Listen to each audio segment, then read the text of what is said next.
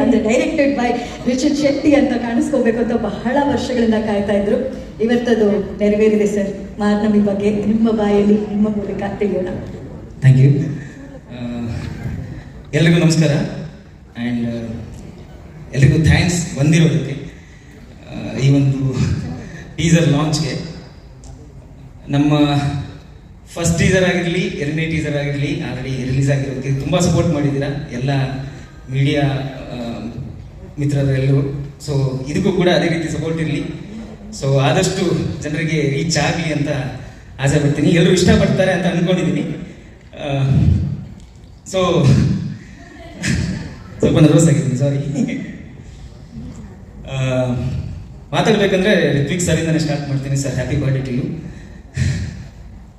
S, Ritvik sir ಮತ್ತೆ ನಾನು ಜೊತೆಯಾಗಿದ್ದು ಫಸ್ಟ್ಗೆ ಗಿಣಿರಾಮ ಅಂತ ಒಂದು ಸೀರಿಯಲ್ಗೆ ನಾನಲ್ಲಿ ಎಡಿಯಾಗಿ ಜಾಯ್ನ್ ಆಗಿದ್ದೆ.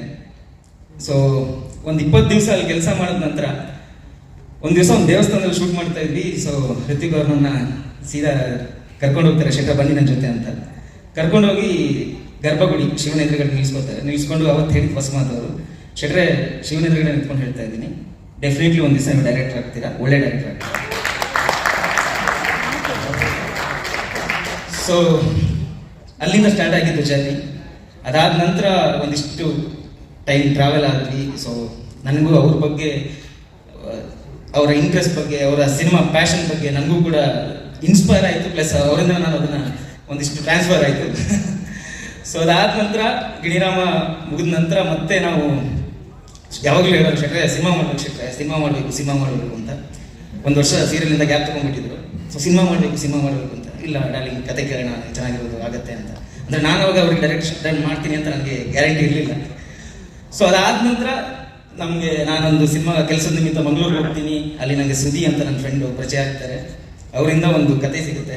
ಸೊ ಆ ಕಥೆಯನ್ನು ತಂದು ನಾನು ರಿತ್ವಿಕ್ ಅವರಿಗೆ ಪ್ರೆಸೆಂಟ್ ಮಾಡ್ತೀನಿ. ಅಲ್ಲಿಂದ ಮಾರ್ನಮಿ ಜರ್ನಿ ಮತ್ತೆ ಸ್ಟಾರ್ಟ್ ಆಗುತ್ತೆ. ಮತ್ತೆ ನಮಗೆ ನಿಶಾಂತ್ ಸರ್ ಸಿಗ್ತಾರೆ. ಅದಾದ ನಂತರ ಸಿನಿಮಾ ಇವತ್ತು ಇಲ್ಲಿ ತನಕ ಬಂದು ನಿಂತಿದೆ. So shooting ಮುಗಿಸಿದ್ದೀವಿ. 70 ದಿವಸಗಳ ಕಾಲ ಕಂಪ್ಲೀಟಾಗಿ ಶೂಟ್ ಮಾಡಿದ್ದೀವಿ. ತುಂಬ ಚೆನ್ನಾಗಿತ್ತು ಶೂಟಿಂಗು. ಮಂಗಳೂರಲ್ಲಿ ಶೂಟ್ ಮಾಡಿದ್ವಿ 70 ದಿವಸ. ಶೂಟಿಂಗ್ ಅಂದರೆ ತುಂಬ ಪಾಸಿಟಿವಿಟಿ ನನಗೆ ಮೊದಲಿಂದ ಕಾಣಿಸ್ತಾ ಇರೋದು ಮಾರ್ನಮಿಯಲ್ಲಿ. ಅಂದರೆ ನಾವು ಶೂಟಿಂಗ್ ಶುರು ಮಾಡಿದಾಗ ರೆಡ್ ಅಲರ್ಟ್, ಆರೆಂಜ್ ಅಲರ್ಟ್ ಎಲ್ಲ ಅಲರ್ಟ್ಗಳು ಬಂದ್ಬಿಟ್ಟಿದ್ವು ಮಂಗಳೂರಲ್ಲಿ. ಸೊ ನಾವೆಲ್ಲಿ ಶೂಟ್ ಮಾಡ್ತಾ ಇದ್ದೀವಿ ಆ 1 ಕಿಲೋಮೀಟರ್ ರೇಡಿಯಸ್ ಬಿಟ್ಟು ಮತ್ತೆ ಎಲ್ಲ ಕಡೆನೂ ಮಳೆ ಇತ್ತು. ನಾವೆಲ್ಲಿ ಶೂಟ್ ಮಾಡ್ತಾ ಇದ್ವಿ ಅಲ್ಲಿ ಮಳೆ ಇರ್ತಿರಲಿಲ್ಲ, ಗೊತ್ತಿಲ್ಲ, ದೇವರ ಆಶೀರ್ವಾದನೇ ಏನು.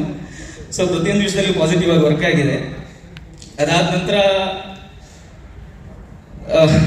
ರಿತ್ವಿಕ್ ಅವ್ರ ಬಗ್ಗೆ ಹೇಳ್ಬೇಕಂದ್ರೆ ನನಗೆ ಅವರ ಪರ್ಫಾರ್ಮೆನ್ಸ್ ತುಂಬ ಇಷ್ಟ.